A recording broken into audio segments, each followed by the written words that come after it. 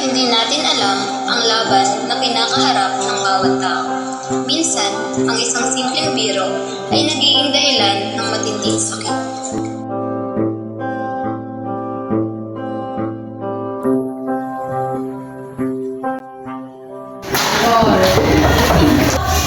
Kami.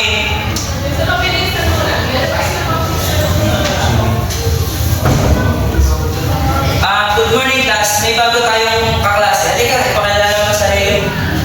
Magandang umaga po. Ako po si Rachel. At sana maging mabait po kayo sa akin. Welcome Rachel. Class, sana itulungan niyo siyang makapag-adjust ha. Yes sir. Okay.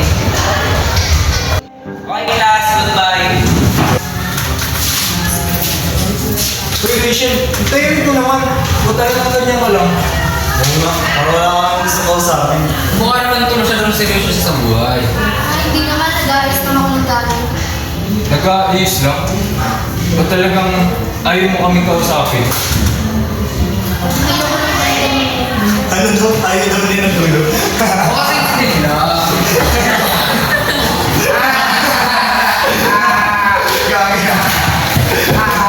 Uy! Tama na yan! Inaano ka kay Rachel? Uy, chill ka lang. Chill ka lang. Nag-joke lang ng gabi. Sino naman mo? Sa inyo biro lang yung malay mo kay Rachel. Hindi, di ba? Ayos-ayusin niyo ha. Okay ka lang? Tara na, saka na tayo. Boring dito, no?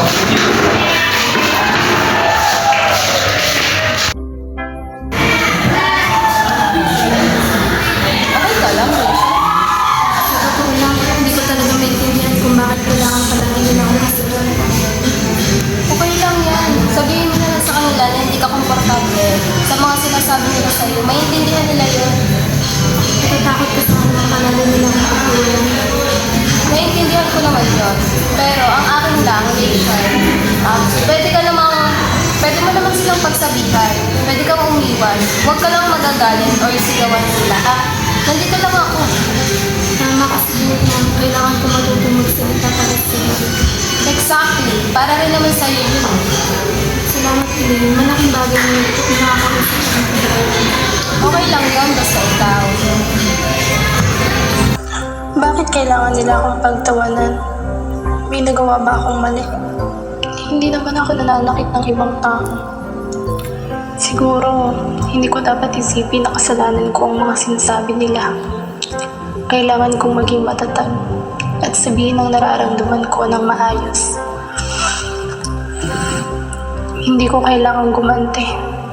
Mas mabuting kausapin sila at ipaliwanag kung bakit ako nasasaktan. Uy, AJ! Kumusta pala naman mo gaw? Ano kami sa impan ito eh. Sa amin na impan.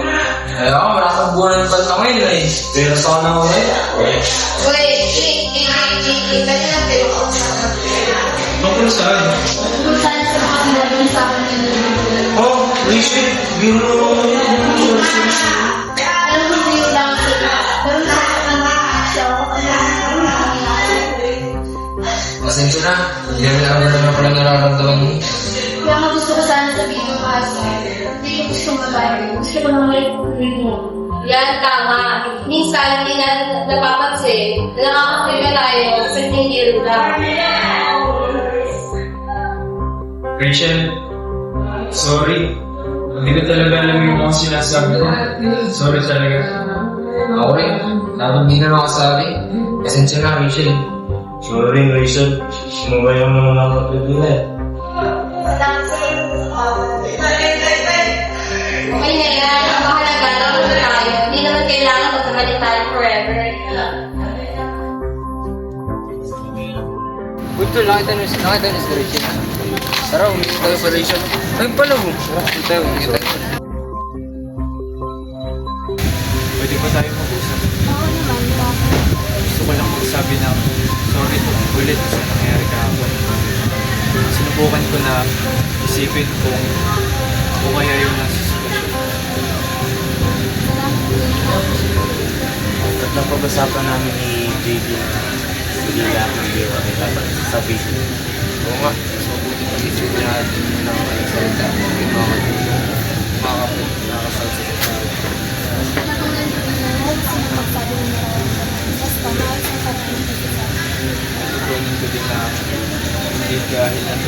iba ay okay lang to.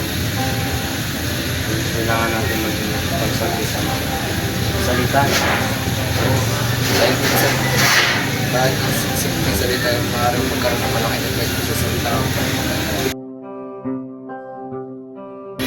Ang komunikasyon ay hindi lamang tungkol sa pagsasalita.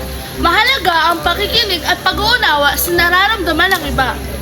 Bago magsalita, dapat muna nating isipin kung makakasakit ba ang ating sasabihin. Pag may hindi pagkakaintindihan, mas mabuting pag-usapan ito ng may mahinahon. Huwag gumamit ng salitang biro lang dahil lang ipagpatuloy ang bagay na nakakasakit na. Dahil ang tunay na magandang komunikasyon may kasamang Paggalang Pakikinig, Pag-unawa, at pagiging responsable sa ating mga salita. Bago magsalita, isipin ang nararamdaman ng iba. paggalang ng salita ay maliit na bagay pero maaaring magkaroon ng malaking epekto.